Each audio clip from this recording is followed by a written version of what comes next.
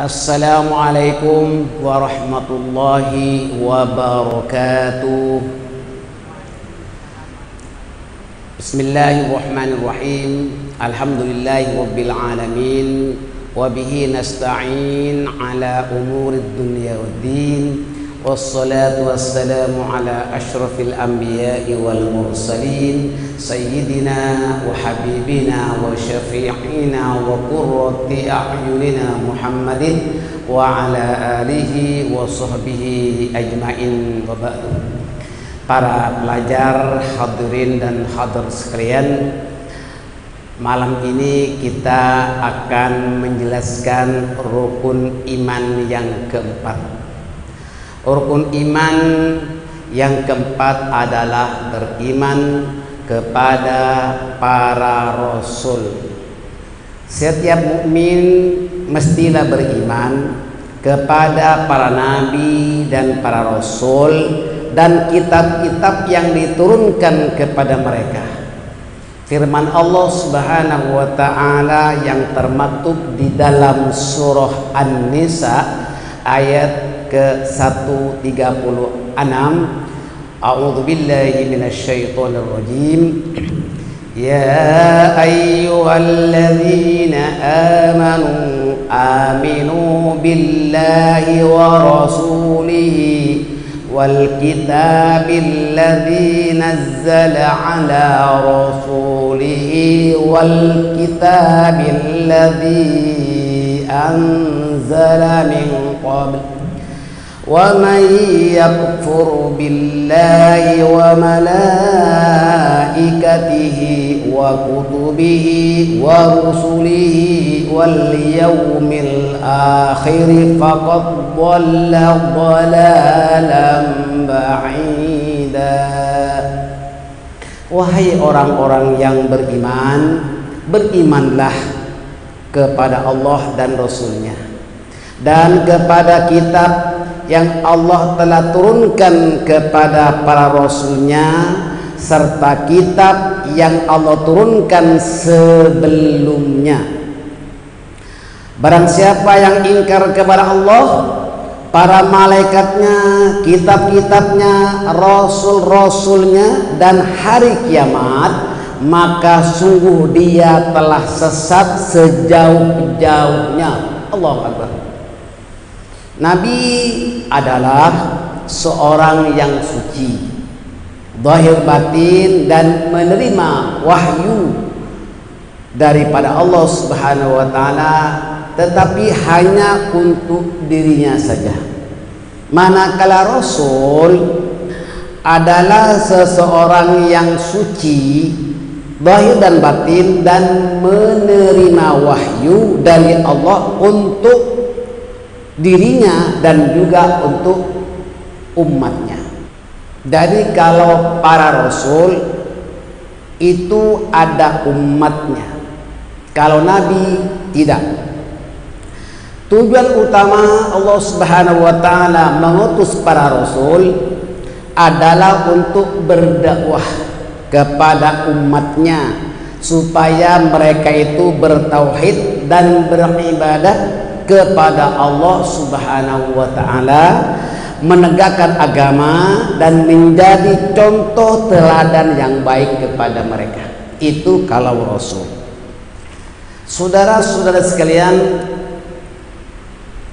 kita harus paham siapakah itu nabi dan siapakah itu rasul. Setiap mukmin wajib percaya dan yakin bahwa Allah Subhanahu wa taala mempunyai beberapa nabi dan rasul. Nabi adalah seorang yang telah diangkat derajatnya dan mendapat ilmu langsung dari Allah, tetapi tidak wajib disampaikan kepada umatnya sebab mereka itu, para nabi, tidak mempunyai umat. Nabi Sis alaihissalam, putra Nabi Adam alaihissalam, seorang nabi tetapi tidak dilantik sebagai rasul. Abul Abbas bin Malkan al-Khidir, Nabi Khidir, adalah seorang nabi tetapi tidak dilantik sebagai rasul. Beliau adalah gurunya Nabi Musa alaihissalam. Coba bayangkan, Nabi Khidir, nama aslinya Abdul Abbas bin Malkan ini, walaupun bukan rasul tetapi menjadi guru dari rasul, yakni Nabi Musa diperintahkan oleh Allah untuk berguru kepada Nabi Khidir. Baik, para rasul mendapat wahyu dan bimbingan secara langsung dari Allah, dan bahkan ada di antara mereka yang dapat berkata-kata dengan Allah secara langsung, seperti Nabi Musa alaihissalam. Beliau mendapat julukan Kalimullah. Setiap nabi dan rasul adalah lelaki, memiliki sifat-sifat manusia seperti makan, minum, tidur, penat, sakit, dan mempunyai keturunan serta berjalan di pasar-pasar. Tetapi mereka maksum, artinya dipelihara daripada melakukan dosa. Jadi rasul sekalipun dia seperti sifat-sifat yang dimiliki oleh manusia, dan bahkan dia pergi ke pasar-pasar, itu rasul. Nabi Muhammad sallallahu alaihi wasallam, dia adalah seorang rasul yang unggul, juga pergi ke pasar. Bahkan Nabi itu meneliti siapa di antara sahabat-sahabatnya yang menjual sesuatu jualan yang dilarang oleh Allah Subhanahu wa taala, ataupun mengurangi sukatan, mengurangi timbangan dan sebagainya. Ternyata baginda Rasul itu dapati ada gandum yang di bawahnya itu ada basah. Nabi bertanya, ada apa ini kok basah di bawahnya? Rupa-rupanya ada sahabat menuangkan air sedikit supaya berat. Nah, maka Nabi tegur, dan Nabi menjelajah mana-mana di pasar itu yang jualan dengan cara menipu. Maka ada firman Allah Subhanahu wa taala turun kepada baginda Rasul, wailul lil mutaffifin, celaka bagi orang yang mengurangi timbangan. Juga kepada umatnya apabila masuk pasar, bukan langsung masuk tanpa membaca doa. Sama dengan pergi masjid, kalau masuk masjid dengan melangkah dengan kaki kanan dan ada baca doanya, Allahumma ghfirli dzunubi waftahli abwaba rahmati. Tapi kalau keluar, Allahumma ghfirli dzunubi waftahli abwaba fadlik. Ya, kalau masuk minta kepada Allah, mohon keampunan dan juga minta dibuka beberapa pintu rahmatmu, dan minta kalau keluar dari masjid minta keampunan daripada Allah Subhanahu wa taala, dan memohon supaya pintu keutamaan dibuka baginya. Begitulah baginda Rasul itu memberikan contoh teladan yang baik kepada para umatnya.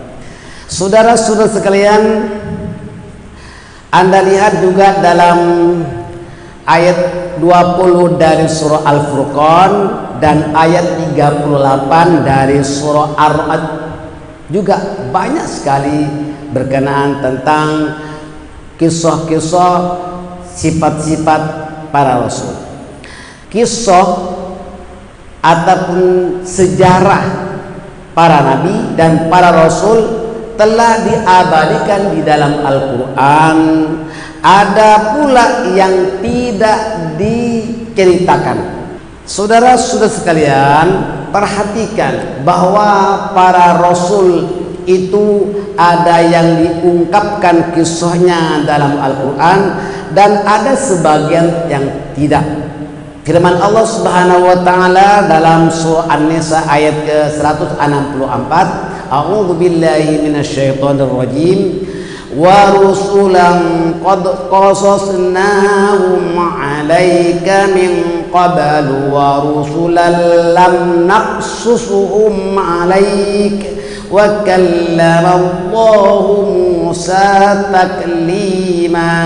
Surah An-Nisa ayat 164. Dan kami telah mengutus para rasul yang sungguh telah kami kisahkan berkenaan mereka kepadamu dahulu, dan rasul-rasul yang tidak kami kisahkan berkenaan mereka kepadamu. Artinya apa? Ada yang diceritakan dalam Al-Quran, ada yang tidak. Dan Allah telah berbicara dengan Musa secara langsung. Wa kallamallahu Musa taklima.